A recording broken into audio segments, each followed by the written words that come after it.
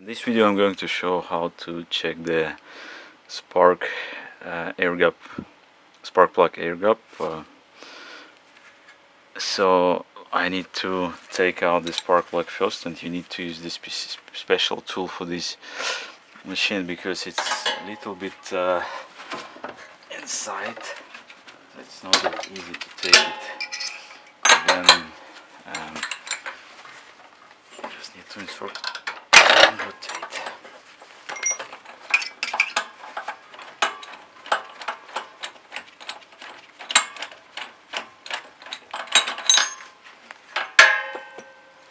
Well, it looks kind of okay. Don't think that I need to replace it. Now let me see.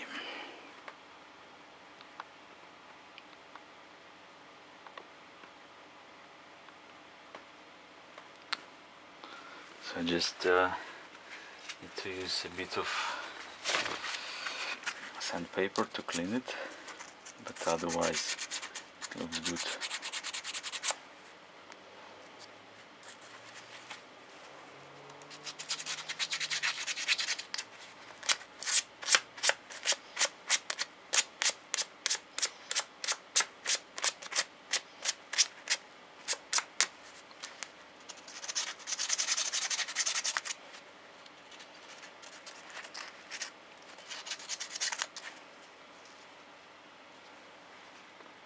So I cleaned it and then I'm putting it back.